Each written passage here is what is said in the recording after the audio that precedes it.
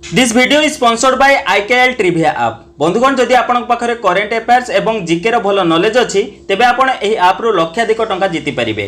कारण एथिरे सब बेले लाइव टूर्नामेंट चली थाए जेउथिरे जॉइन होई आपन किछि सिंपल क्विज रो आंसर देई फर्स्ट प्राइज 10,000 टंका रो आरंभ करी लास्ट प्राइज 30 टंका पर्यंत जीति परिबे एवं जीतिथिबा टंका को बैंक ट्रांसफर यूपीआई बा पेटीएम करी निज बैंक अकाउंट को नै परिबे। वीडियो तो डिस्क्रिप्शन बॉक्स रे लिंक देई रखिछि एबे ही जाई ऐप टी को प्ले स्टोर रो डाउनलोड करंतु। बंधुगण छोट पिला मानको ब्रोंकाइटिस बा निमोनिया भली समस्या भोगिबाको पड़िथाय। कोन आपण जानिचंती जेबे छोट पिला मानको निमोनिया होइथाय तेबे सेमानको अवस्था गंभीर होई जाय। निमोनिया कारणरो प्रत्येक वर्ष हजार हजार पिला मानकर मृत्यु मध्ये होइथाय। एही रोग छोट पिलांकठू आरंभ करी वयस्क व्यक्तिंक पर्यंत होइथाय। एही रोगरे फुसफुस संक्रमित होइथाय एवं फुसफुस रे पानी भरी जाय। ठीक समय रे एहार लक्षण जानि जदि आपण एहार चिकित्सा करिवे नाही तेबे एही रोग गंभीर रूप नै पारे। तेबे आ डरिबार आवश्यकता नाही। आज मो आपनको पई एमिति एक सहज घरोई उपचार नै आसीची जहार प्रयोग द्वारा निमोनिया कारण जदि आपनको छाती रे कफ जमी बहुत अधिक कष्ट अनुभूत हेउछि तेबे ताहा संपूर्ण दूर होई जिवो। केवल थरे रु दुई थर जदि आपण एही घरोई उपचार प्रयोग करिवे तेबे देखिबे आपनकर संपूर्ण कफ तरली बाहरी जिवो।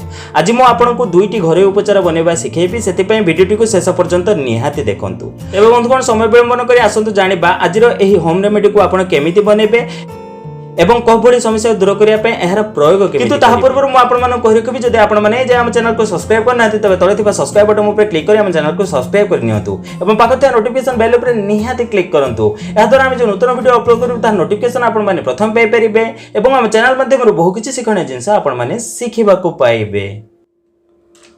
बंधुगण निमोनिया कारण होतुबा कफ भली समस्या को दूर करिया पई आपनको प्रथम सामग्री रो आवश्यकता पड़िबो ताहाटे अरख पत्र। एहा तो आपनको कोनोसी भी स्थान रो बहुत सहज रे मिलि जिवो। बंधुगण अरख पत्र साधारणतः रोड साइड मानकरे आपण बहुत सहज रे पाई जिवे। अरख पत्र रो गुण बहुत अधिक चमत्कारी अटे। एहा तो आपण माने जानिथिबे मु आगरो मध्ये अनेक प्रकार वीडियो अपलोड करछि अरख पत्र नै। अरख पत्र बहुत अधिक चमत्कारी अटे हमर आंठू गंठी रो बिंधा को दूर करिया पई सेति पई मु वीडियो अपलोड करि रखिछि। जदि आपण एजाय से वीडियो गुडी को देखि नाथि ते वीडियो तो डिस्क्रिप्शन बॉक्स रे लिंक दे रखिबे आपण चाहे से वीडियो गुडी को देखि परिबे। आजिरो एही वीडियो रे आमे जानिबा अरख पत्र रो प्रयोग आमे केमिति करिबा हमर कफ भली समस्या को दूर करिया पई। बंधुगण एथरु जो क्षीर बाहरिता ता बहुत क्षतिकारक होइताय सेति प्रति सतर्क रहिबे। एही क्षीर जदि आखिर लागे ताहले हम आखि फुटी जाई पारे सेति पई आपण एही क्षीर को पुछि दियंतु।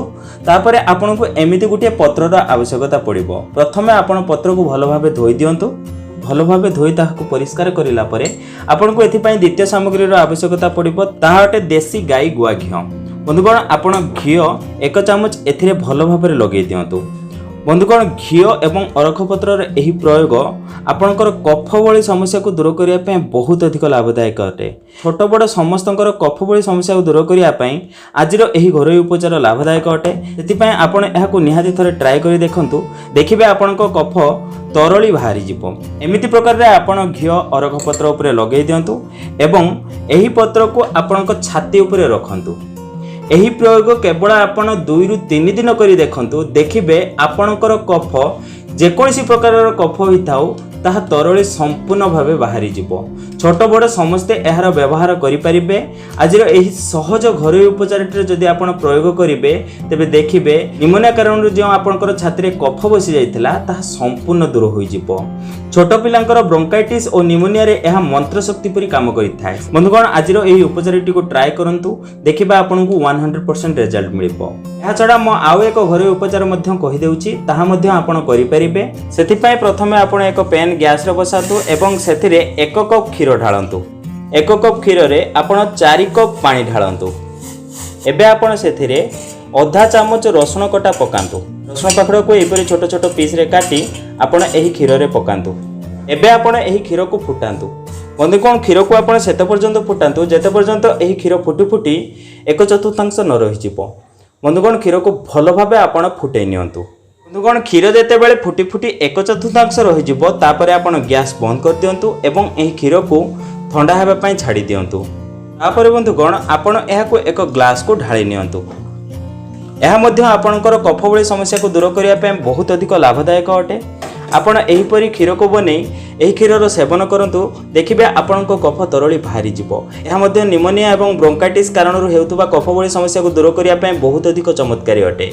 आपण एही क्षीरर सेवन दिनकु थरे करि परिबे। निमोनिया कारणरू हेउतबा कफ भली समस्या को दूर करिया पय आपण एही दुईटी उपाय मध्ये कोनोसी गोटिए उपाय को आपणे आपनको कफ भली समस्या को संपूर्ण भलो करि परिबे।